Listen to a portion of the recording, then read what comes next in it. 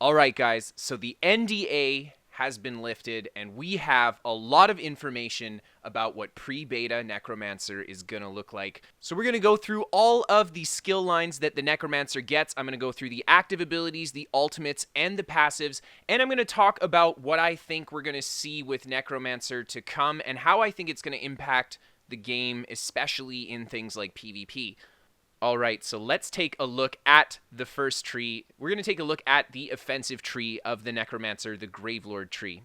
So the first ability we have is the Flame Skull. Lob an explosive skull at an enemy dealing flame damage. Every third cast will deal an additional 20% increased damage. So it's an instant cast time long-range projectile with 28 meters distance and a base cost of 2,295 magicka. Now this ability has both a stamina and a magicka morph. The stamina morph is called Venom Skull, and it converts it into a poison damage ability, and it also makes it so that casting any other Necromancer ability counts towards the third cast for your increased damage on the skull. So an interesting function on the stamina morph, kind of similar to a Sorcerer's Frags. So I think this will be really cool to see on Necro bow builds, especially giving them a really powerful long-range burst skill like this. And not to mention, Necromancer has a lot of stamina morphs, so that's going to be something to play into this as well. So the Magicka Morph Ricochet Skull actually makes it so the third cast, instead of just dealing 20% additional damage, it will now bounce and hit up to 2 more enemies. Now, I think this is fairly significant because the damage doesn't seem to be diminished, and I had heard a lot of people say that this ability hits very hard. So I can imagine that this is going to be quite a powerful splash skill for a Magicka Necromancer. Now, the next skill we have is Blast Bones. Summon a flaming skeleton from the ground after 2.5 seconds. The skeleton runs after the target and explodes when it gets close to them, dealing flame damage to all enemies nearby. It creates a corpse on death, and using this ability is a criminal act. Now, from what I've heard about this skill, the skeleton runs fairly fast. However, the skeleton can be crowd controlled, so you can stop it from charging at you, but it is quick if you don't stop it. And then, of course, it blasts in an AoE. So an AoE is going to be unblockable, and it's also going to be undodgeable. So I think in PvP, this is going to be a very popular Necromancer move, because it's not only going to put corpses on the ground to help Necromancers out with their corpse-based abilities, but it's going to be a great ability just to deal damage to people in general, because it's unblockable and undodgeable. That's a very powerful aspect to an ability. Now, it has a radius of 6 meters on the blast. That's a fairly large radius. That's a 12-meter diameter, so I'm expecting this to be a pretty powerful skill, to be honest. Now, this, of course, has a stamina and a magicka morph, just like our first skill. Now, the stamina morph, Blighted Blast Bones, is going to apply an AoE Major Defile on an offensive move. 6-meter radius AoE Major Defile. I mean, this is going to be really, really, really good for PvP. I mean, really good for PvP.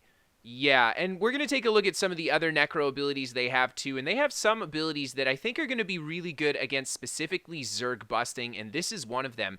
AoE Major Defile, that's a huge deal.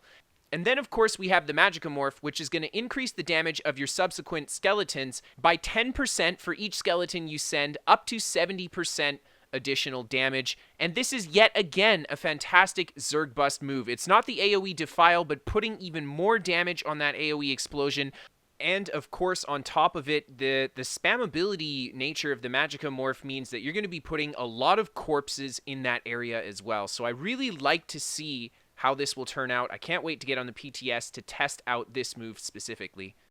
Now, the next ability we have is Boneyard. Now, this ability allows you to place a ground-based AoE on the ground, and it's got a 6-meter radius, so it's fairly large. It's going to last for 10 seconds, but it has a fairly expensive base cost as well. It's going to deal 2,244 frost damage over 10 seconds, and consuming a corpse on cast is going to deal 20% more damage. Now, I think this is a big deal because you can put down a Boneyard after firing a few skeletons into the same area, and it will drastically increase the damage of this ability.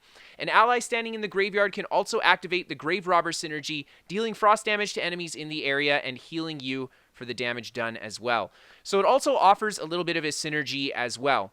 Now, this ability's first morph is also going to apply Major Breach and Major Fracture to enemies within, reducing their spell and physical resistance by 5,280. This is both resistances reduced. That's kind of a big deal. An offensive skill that reduces both physical and spell resist. It's going to be really nice for group play especially. And then the Avid Boneyard morph allows you to actually use your own Graveyard synergy. So that's pretty interesting. There's very few abilities in the game that allow you to use your own synergy, especially one that you can just instantly get like this. And I think this is pretty cool because we have the Harmony trait on Jewelry, but not a lot of builds that you can utilize it with, especially if you play by yourself. So I'm looking forward to some cool build craft specifically around that. Now, the next skill we have is the Skeletal Mage. Unearth a Skeletal Mage from the dirt to fight by your side for 16 seconds. The mage attacks the closest enemy every 2 seconds, dealing shock damage, and it creates a corpse on death. So the first thing I want to note about this is that this counts as a summon, so sets like Necropotence are going to get their buff off of this set, so that's a big deal to start off. Second off, this is a shock attack. So a lot of elemental reach for the Necromancer here, a lot of access to the different negative effects from the elemental attacks as well, which is very Necromancer-esque, I think.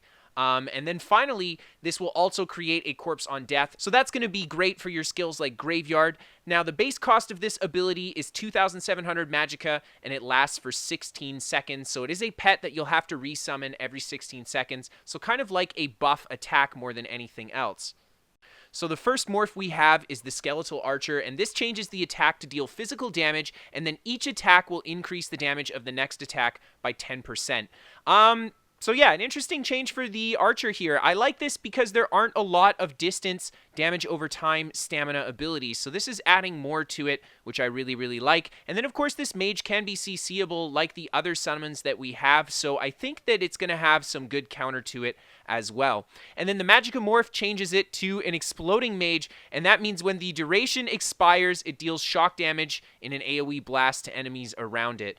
So I'm not sure how much shock damage this will deal. If it deals a lot, this could be a good morph, but if it doesn't deal a lot of damage, I can't see a lot of people picking it for more than just having the pet, to be honest. And the last ability we have in the damage tree is Shock Siphon. Violently drain the last spark of life from a corpse, dealing shock damage over 12 seconds between you and the corpse. This is 3,200 magicka, so it's a little bit more on the expensive side for the mag skills. And yeah, there's no information for the morphs that I could find yet. Terribly sorry, guys, but I'll be looking forward to updating you guys in the future. Now, for the Gravelord Ultimate, we have got the Frozen Colossus. Now, this is going to summon a massive Colossus. It'll take a little bit of time to show up. I think it's 2 seconds of duration to summon it. And then once it's summoned, it smashes the ground 3 times, dealing frost damage to everything around it. Each smash will also apply major vulnerability to anything hit for 3 seconds, increasing their damage taken by 30%.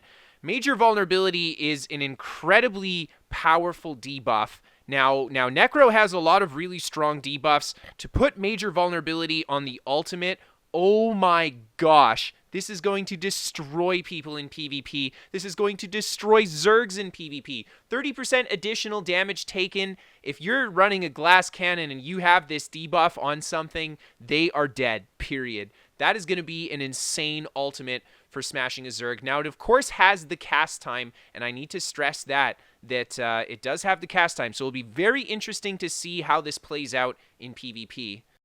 Now, the Pestilent Colossus morph makes it so that each smash deals subsequently more damage than the last one, and I believe it makes it a stamina morph as well. And then the Glacial Colossus is going to stun everyone on the final smack. So, yeah, 2 interesting morphs here, but at the end of the day, very, very powerful ultimate. Now, let's take a look at those Gravelord passives. The first passive we have is Reusable Parts. When an enemy dies within 4 seconds of being damaged by one of your Necro abilities, your next Blastbone, Skeletal Mage, or Spirit Mender cast is free. So it essentially means your next skeleton cast is going to be free if you kill something. So this is great. Just going to continue dealing damage with your abilities. The next passive we have is Death Knell. Increase your critical strike chance against enemies under 25% health by 10% for each Gravelord ability slotted.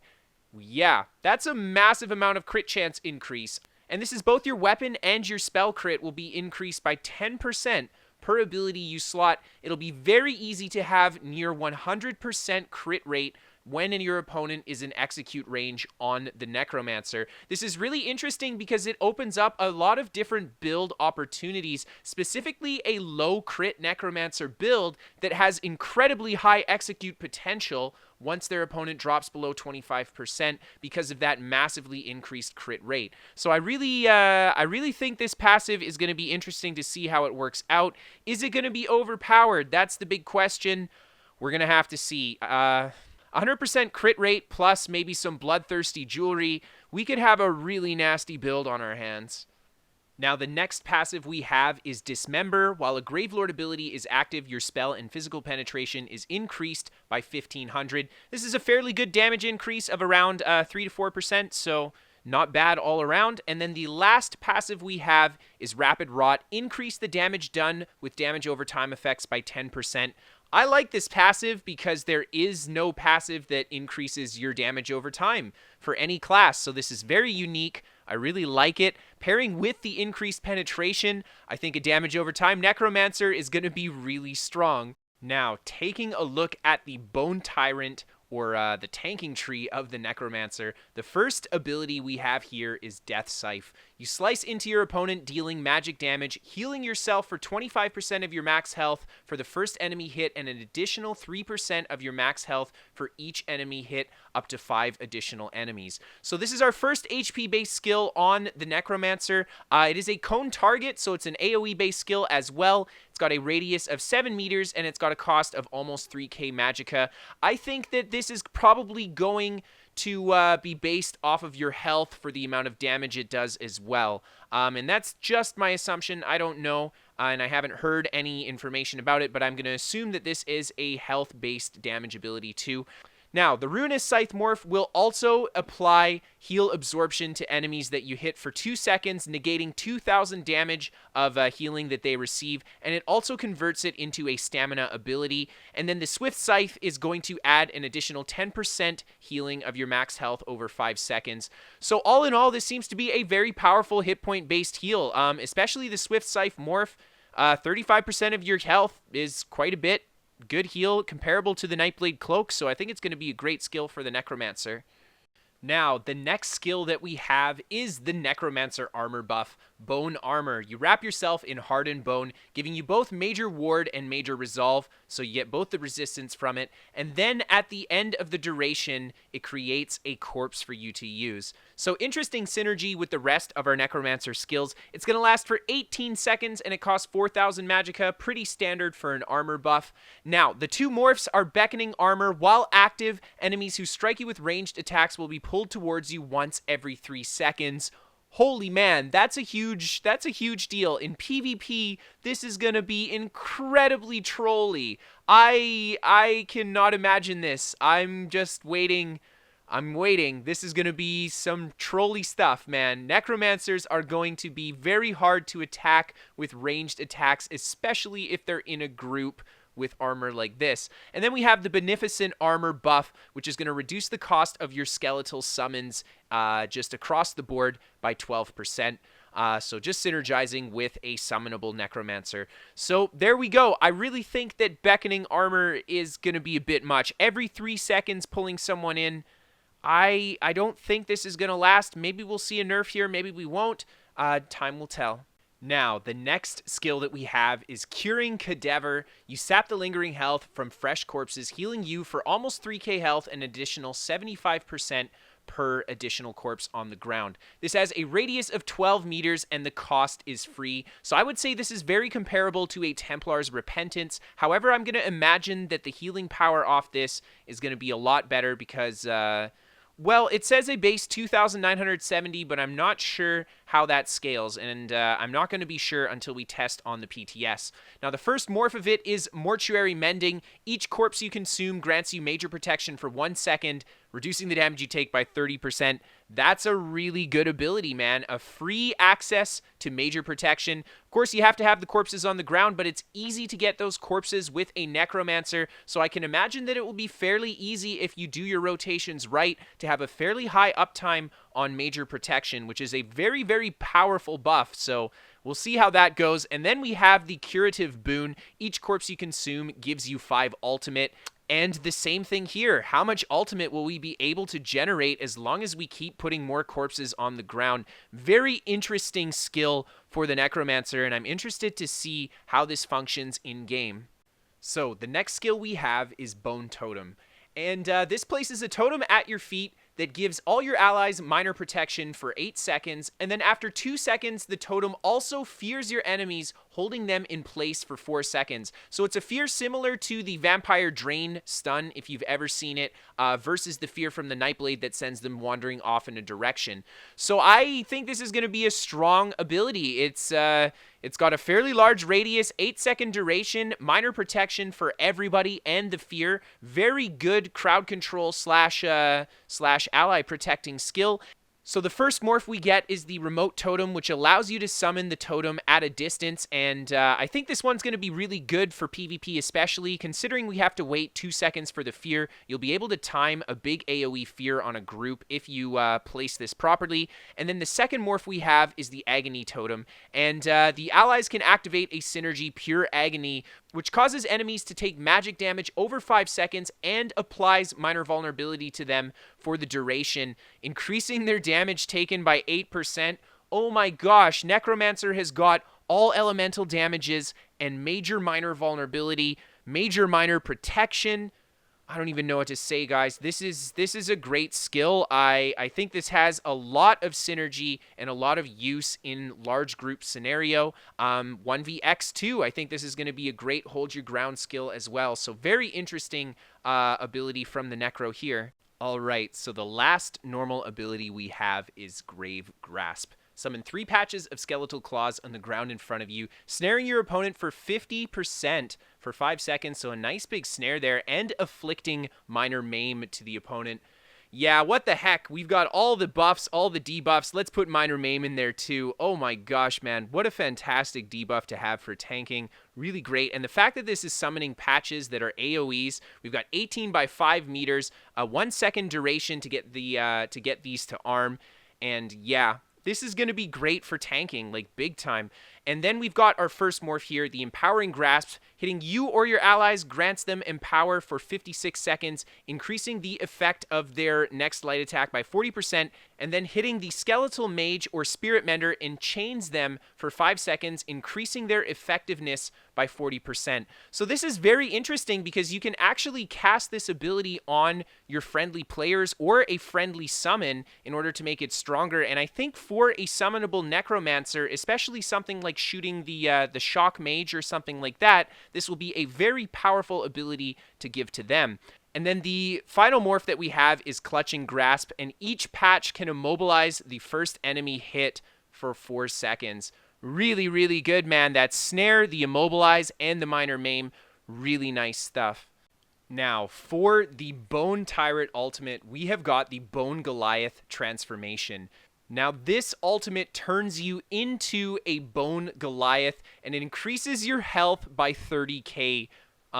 Yeah, and this is just like a health increase. It heals you that health that you're missing right away. So you go up 30k HP. Your light attacks will now restore 2,600 health, and your heavy attacks will now restore 5,200 health. It lasts for 20 seconds, and it costs 300 ultimate. Oh my gosh, man. 30k HP. It means that in PvP, you probably won't die. 30k is a lot of hit points to chew through unless you're very, very squishy. This is going to be an incredibly strong ultimate. Now, it does cost 300 ultimate and only lasts 20 seconds. I think there might be some cool niche builds that can stay in Bone Goliath for a long period of time, but you're still going to ultimately have to have fighting outside of Bone Goliath. But a really cool ultimate, man. I mean, I think 30k is a bit much. That might have to get nerfed. But let's take a look at these morphs. The first morph we have is Pummeling Goliath. While transformed, your bash attacks can hit multiple enemies in front of you and deal physical damage. Really interesting morph to have the splash on the bash attack. I actually really like this if you're using something like a greatsword, which already has splash on the light attack, and a lot of its other abilities. Just adding the bash in there for extra splash is really nice. And then the other morph we have is the Ravenous Goliath, and that's while transformed, you deal 5% of your max health in damage to nearby enemies and heal yourself for that amount.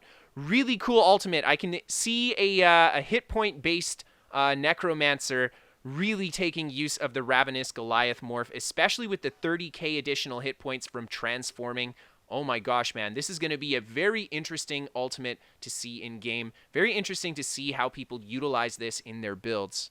Now, let's take a look at those Bone Tyrant passives. The first passive we have is Death Gleaning. With a Bone Tyrant ability slotted, whenever an enemy that we're in combat with dies within 28 meters of us, we restore 100 magicka and stamina, and this can occur once every 2 seconds. So this is an interesting sustain passive because it's based off of getting kills. So for PvP, I can't see this being very good, but in PvE, I can see this being a very, very strong passive. Decidian Harm, reduce the damage you take from damage over time abilities by 10% while you have a Bone Tyrant ability active. Very nice ability, I think, because it just adds a little bit of counter condition to the Necromancer, which I think is going to be important in PvP. Every build needs something to counter enemy conditions. And then we have got Health Avarice, increase our healing received by 2% for each Bone Tyrant ability slotted. I like this passive here because it's really nice for specifically a tanky Necromancer. Just giving that increased healing done is going to help us stay alive. And then for the last passive, we have Last Gasp, and this increases our max health by 2k. I think this is a pretty decent passive. I think it's good for PvP because a lot of people want to run higher health anyway.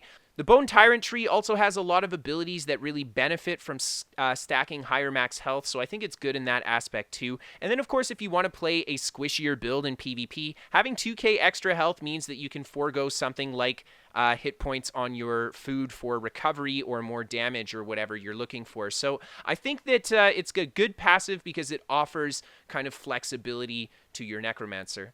Alright, so let's take a look at the Living Death tree. This is the Necromancer healing tree. So the first ability we have is Render Flesh.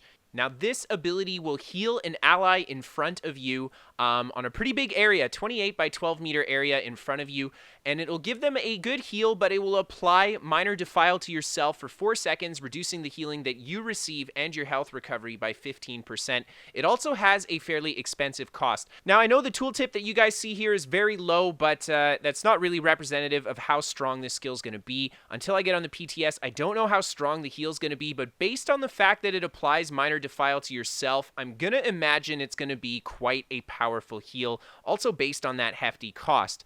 Now, we've got 2 morphs of it. The first morph, we grant the target spell and physical resistance equal to half the amount healed for 3 seconds. Very, very cool morph, I think, because this is not a buff. This is not major or minor buff. This can stack with them, so this allows you to potentially push your ally player or even yourself really high physical and spell resistance. And then the next morph we have is Bereft Flesh. Now this morph here allows you to heal a second target if there is a corpse near you when you cast it. I'm not sure if this allows you to heal even more than a single target if there's more than one corpse, and that's something that I would have to get on the PTS to test myself. So to me, this seems like the Necromancer's spammable heal skill. Very interesting that it's tied to a self-debuff. Now, taking a look at the next skill, and this is probably my personal favorite Necromancer skill, Expunge. Embrace the power of death and remove up to 3 negative effects from yourself. Restore 3,000 magicka or stamina over 5 seconds, whichever maximum is higher. So it's based on your primary resource is the one that you're going to get. And this ability is free to cast ? It didn't have a cost. All the sources I looked, it did not have a cost. So I'm not sure what the conditions to cast this are. You could just cast it at any time, or it might actually require you to have a negative effect on you. If it does, it makes a lot of sense to pair it with the other heal that we saw from Necromancer. Now, I just want to say, the fact that we can remove the 3 negative effects for free and get resource back, this makes this arguably one of, if not the best purge in the game now. I mean, the Templar purge is really good, but it costs something, and this one's free, and it's only a little bit less effective, but it's free. So yeah, some big competition on Templar there. And then when we look at the morphs of this ability, we've got Expunge and Vivify, and this is going to restore 1000 Magicka or Stamina over 5 seconds, whichever maximum is lower, so it gives you a little bit of sustain on your off resource. And then the other morph we have is Expunge and Modify, which restores up to 10% more resources for each negative effect that we remove. And this one here, Expunge and Modify, it means that if you try to dot up a Necromancer, they can just turn your dots into a lot of free resources for them. So I think in PvP, especially PvP where there's a lot of negative effects floating around, this is going to be a very strong skill, and it is really going to allow Necro to shine. Now, the next Living Death ability we have is Life Amid Death. Now, this is an AoE ground-based healing ability. It can heal allies as well, and if it consumes a corpse in the cast area, it will also heal the allies for an additional 800 health over 5 seconds. Keep in mind, yet again, these tooltips are not very representative of how strong the healing will be. This has 28 meters of range and an 8-meter radius, so it's a massive radius on this heal. It covers a lot of area, and it's got a pretty decent cost at 3,500 Magicka. Now, the first morph we have is Renewing Undeath, and this requires you to consume a corpse on cast immediately, but when you do, it removes up to 3 negative effects and continues to heal you and your allies in the area over 5 seconds. Now, I'm not sure if this negative effect removal affects only you or if it will affect your allies as well. If it affects everyone, this is a fantastic AoE condition removal from the Necromancer. You can save your allies from conditions with this, and this is something that outside of Purge we don't really have in ESO, so I hope that it does affect your allies. And then finally, the last morph that we have is Enduring Undeath, which has the same effect as Life Amid Death. However, you can consume up to 5 additional corpses to increase the duration of the heal over time by 5 seconds per corpse that you consume. The next skill that we have is Spirit Mender, and this is going to be your summoned healer on the Necromancer, so this will yet again count as a pet for any of your conditions that require a pet. This will heal you or the lowest health ally around you every 2 seconds, restoring 245 health, and it of course creates a corpse when it expires. This bad boy lasts for 16 seconds, and it costs 2,700 Magicka.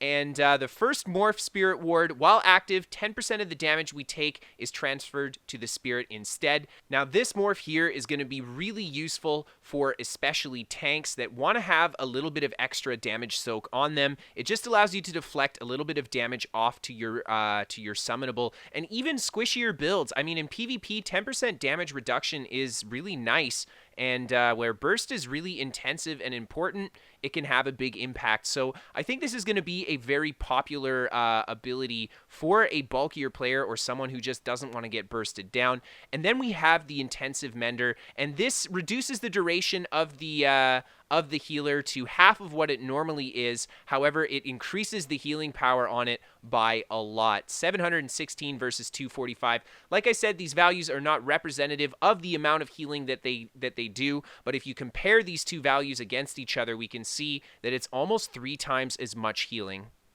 And finally, our last Living Death normal ability is Restoring Tether. Siphon the last remnants of life from a corpse, healing you for almost 3k health over 12 seconds to you and allies between you and the corpse. So a really interesting heal ability. It's got 28 meters of range, a fairly expensive cost, but I'm going to imagine this is a very, very strong heal. And it heals everyone in between you and the corpse, so you can make good use of this ability depending on your positioning and your friendly player's positioning.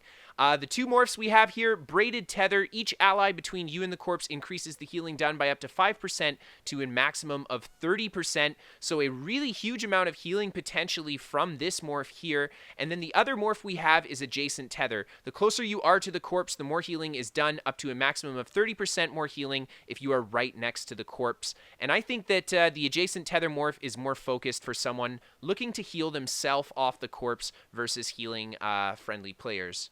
All in all, though, from what I've gathered, this is going to be one of, if not the strongest heal that Necromancer has, because it is, of course, corpse dependent. And now this finally brings us to the Living Death ultimate, and man, this ultimate plus PvP, I don't even know what to say. reanimate, bring your allies back from the brink of death, resurrecting up to 3 allies at the target location. We've got 2 separate morphs of this ability. The first morph, Renewing Animation, restores 5,300 magicka and stamina for each ally we resurrect, and then the other morph, Animate Blast Bones, will consume up to 3 other corpses in the area and summon a Blast Bones for each corpse consumed.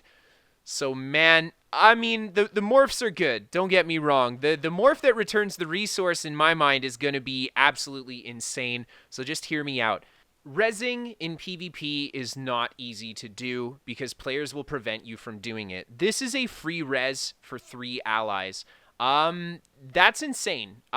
Just that alone. The fact that it's also going to return so much resource, just think of it this way. I'm fighting with 4 of my friends. We're outnumbered. 3 of my friends go down. I'm on the brink of death. I've got no resource left, and I pop reanimate. Not only are all my friends instantly alive, but I get all my resource back.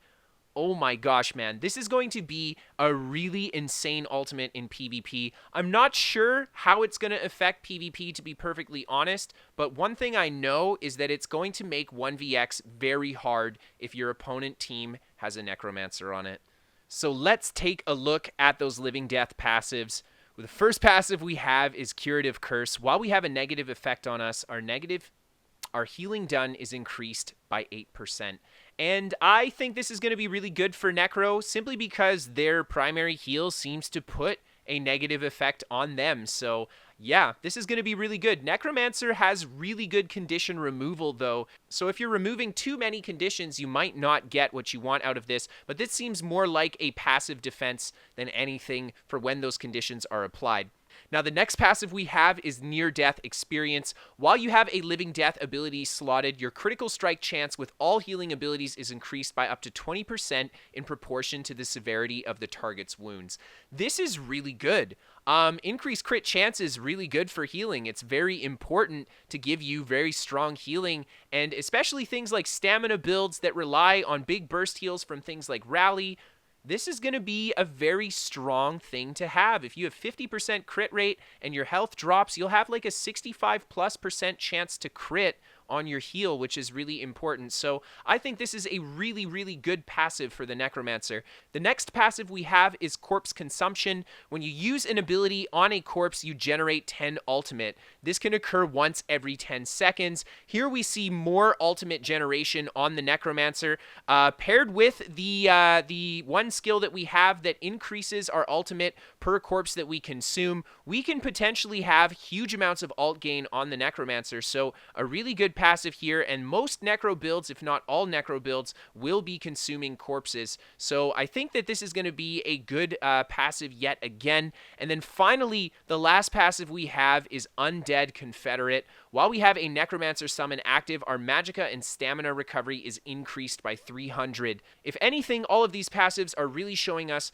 that the summons are an important part to Necromancer.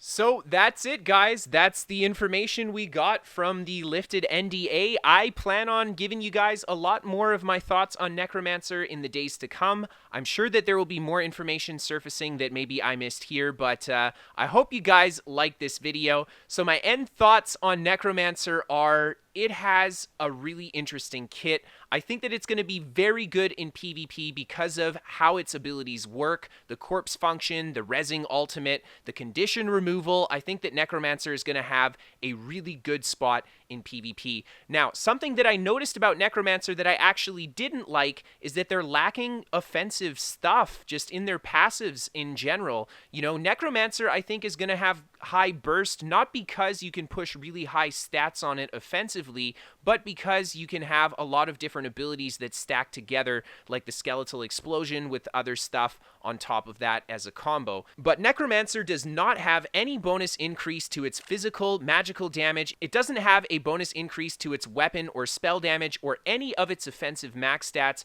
and it does not have minor berserk. Now, that was interesting for me to note all of this about Necromancer because it makes me think that a burst Necromancer is going to be a little bit more difficult to pull off than we think. Now, Necromancer did get that increased crit chance for execute, but for PvP, you know, that's only 25% of their HP. You got to get through that other 75% with some burst as well. So it's going to be really interesting to see how Necromancer plays out for me as someone who loves to play more bursty builds. I'm going to have to play around a lot with it and see what I like and see what I don't like. I hope that you guys like this video. I hope that you guys enjoyed yourself. If you're new here, hit that subscribe button. If you guys want to catch me live on Twitch to chat or see some gameplay from me, you can find my Twitch channel in the link in the description below. And finally, guys, we are sponsored by What the Fast. They're a VPN for gamers. They give me better ping to ESO, and they're free to try for the first 14 days. If you guys want to give them a shot, check out the referral link below.